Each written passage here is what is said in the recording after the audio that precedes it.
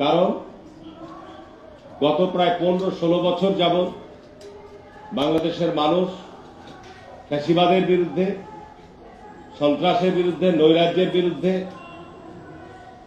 অপশাসনের বিরুদ্ধে এবং বাংলাদেশকে যে একটা পরাধীন গোলামী রাষ্ট্রে পরিণত করা হয়েছিল তার বিরুদ্ধে সুসংগঠিতভাবে আমরা ঐক্যবদ্ধভাবে একটা নেতৃত্ব দিয়েছিলাম। এর শীর্ষ নেতৃত্বে ছিল জাতীয়তাবাদী দল এবং তার সঙ্গে অন্যান্য সমমনা সহ অন্যান্য রাজনৈতিক দলও তার সঙ্গে সম্পৃক্ত ছিল এবং একটা ঐক্যমত গড়ে উঠেছিল, যার ফলশ্রুতিতেই জুলাই আগস্টের মধ্যে চূড়ান্ত বিপ্লবের রূপ ধারণ করে এবং আমরা এই ফ্যাসিবাদকে বাংলাদেশ থেকে চিরতরে বিদায় করে দিয়ে বাংলাদেশের নতুন একটা সম্ভাবনার দ্বার আমরা সূচিত করেছি। কিন্তু কেন আমি বললাম যে সংখ্যা, জাতীয়তাবাদী দলের জন্মলগ্ন থেকে আমাদের প্রিয় নেতা বাংলাদেশের স্বাধীনতার ঘোষক শহীদ রাষ্ট্রপতি জিয়াউর রহমান খরজন্মা পুরুষ, যিনি ৭১ যখন জাতি দিক নির্দেশনাবিহীন, সে অবস্থায় জাতির যে দিক নির্দেশনা দিয়েছিলেন স্বাধীনতার ডাক দিয়ে, ঠিক 19৭৫ সালের 15 আগস্টে শেখ মুজিব সপরিবারে নিহত হওয়ার পর জাতি যখন একটি চরম সংকটময় মুহূর্তে, দেশের স্বাধীনতার সার্বভৌমত্ব যখন চরম হুমকির মুখে, এরকম একটি পরিস্থিতিতে শহীদ রাষ্ট্রপতি জিয়াউর রহমান আবার এদেশের হাল ধরেছিল এবং উনি বাংলাদেশে একদলীয় বাকশালী শাসন, এদেশের যে নৈরাজ্যকর শাসন তৈরি করেছিলেন সেটিকে উৎখাত করে দিয়ে বাংলাদেশের মানুষের যে আকাঙ্ক্ষা, মুক্তিযুদ্ধের যে চেতনা, এদেশের ধর্মীয় মূল্যবোধ, এদেশের সুশাসন, এদেশের গণতান্ত্রিক মূল্যবোধকে সমুন্নত রেখে একটি বহুদলীয় গণতান্ত্রিক যাত্রা উনি শুরু করেছিলেন। কিন্তু উনি অল্প সময়ের মধ্যে ওনাকে হায়নার আবার হত্যা করে বাংলাদেশের যাত্রাকে রুদ্ধ করতে চেয়েছিল। আমরা সেই সময় ছাত্রদল করতাম। আমরা দীর্ঘ 9 বছর লড়াই সংগ্রামের মধ্য দিয়ে একটা স্বৈরাচারের পতন ঘটিয়েছিলাম এবং আবার আমরা গণতান্ত্রিক যাত্রা শুরু করেছি। শেখ হাসিনা 1991 সাল এবং 96 সালে দুবার তত্ত্বাবধায়ক সরকারের নির্বাচন করার পরেও যখন ক্ষমতা আসতে পারে নাই, তখন তাকে পিছনের দরজা দিয়ে ষড়যন্ত্র করে ক্ষমতায় আসার জন্য সে একটি সেটেলড ইস্যুকে আনসেটেল করে দিয়ে 111 তৈরি করে সে পরিকল্পিতভাবে ক্ষমতায় এসে গোটা রাষ্ট্র কাঠামোকে ধ্বংস করেছে। বিচার বিভাগ বলেন, প্রশাসন বলেন, পুলিশ বলেন, সেনাবাহিনী বলেন, সশস্ত্র বাহিনী বলেন, সমস্ত রাষ্ট্রের প্রতিষ্ঠানগুলিকে ধ্বংস করে দিয়ে বাংলাদেশে একটি কর্তৃত্ববাদী শাসন কায়েম করেছে। আমাদের জাতীয়তাবাদী দলের নেতা, জাতীয়তাবাদী দলের অঙ্গ সংগঠনের সকল পর্যায়ের নেতা কর্মীরা দীর্ঘ 15 বছর যে ত্যাগ এবং স্যাক্রিফাইসের মধ্য দিয়ে আন্দোলনের চূড়ান্ত রূপের জায়গায় নিয়ে আসা হয়েছে। আজকে দেখি যে আমাদের মধ্যে যে জাতীয় ঐক্যর একটা পরিবেশ তৈরি হয়েছিল, সেই জায়গায় আবার দেখা যাচ্ছে সংখ্যা তৈরি হচ্ছে। আজকে আমি ইয়ুথ ফোরামকে ধন্যবাদ জানাবো। ঘরের মধ্যে আলোচনা করলে হবে না। এমন একটি শক্তি যার সাথে দেশের সিংহভাগ জনগণ রয়েছে। বাংলাদেশে জাতীয়তাবাদী দল এমন একটি শক্তি যার সাথে দেশের ধর্মপ্রাণ মানুষ রয়েছে। বাংলাদেশ জাতীয়তাবাদী শক্তি এমন একটা শক্তি যার সাথে যারা আগ্রাসী ভারতীয় দোসর, তাদের বিরুদ্ধে একমাত্র প্রতিবাদী শক্তি হচ্ছে বাংলাদেশ জাতীয়তাবাদী দল। যে কারণেই এই ধরনের সংগঠনগুলোকে আজকের এই ষড়যন্ত্রকে রুখার জন্য বাইরে রাস্তায় যেতে হবে।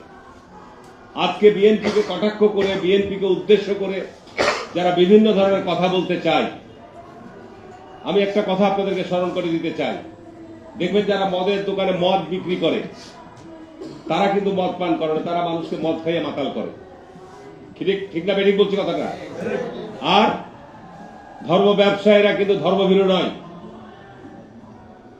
ধার্মিক নয়। ধার্মিক তারাই যারা ধর্মভীরু। একটা যখন উদ্দেশ্যমূলকভাবে বলে যে এক স্বৈরাচারকে বিদায় করে আর এক স্বৈরাচারকে নিয়ে আসবে, কাকে উদ্দেশ্য করে বলেন? এক চাঁদাবাদকে উৎখাত করে আর এক চাঁদাবাদকে, এই সমস্ত কথা যখন বলেন কাদেরকে উদ্দেশ্য করে বলেন?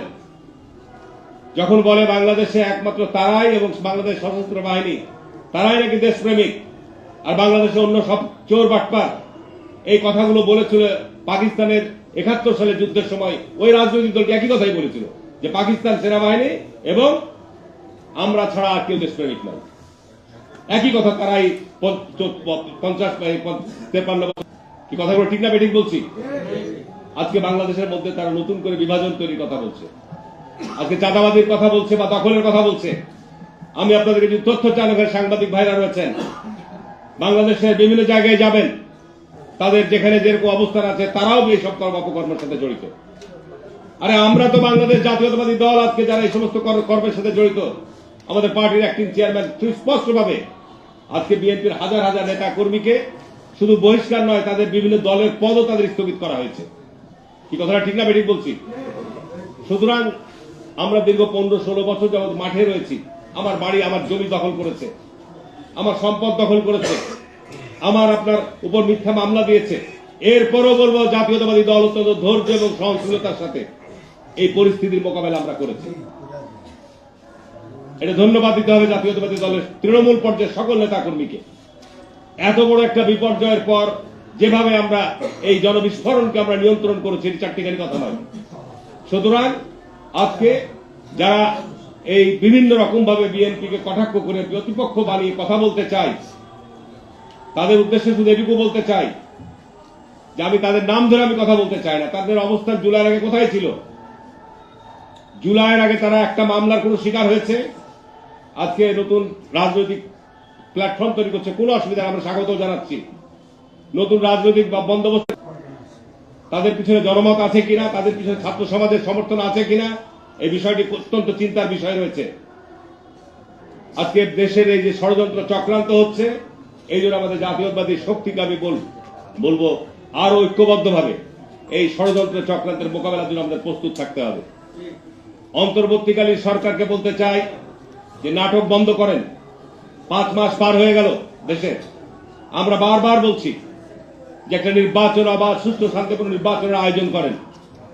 নির্বাচনের মধ্য দিয়ে যতক্ষণ পর্যন্ত একটি নির্বাচিত সরকার না আসবে, আজকে দ্রব্যমূল্যের সংকট বলেন, যানজটের সংকট বলেন, এই যে আজকে প্রেস ক্লাবের সামনেই সিএনজিরা ধর্মঘট আপনার রাস্তা অবরোধ করছে, আপনার আজকে অটো রিক্সা করে ঢাকা শহর ভরে গেছে, সারা জায়গায় এই ব্যাপারে আপনার রাজনৈতিক সিদ্ধান্ত নিয়ে কাজগুলো আপনার সমাধান করতে হবে।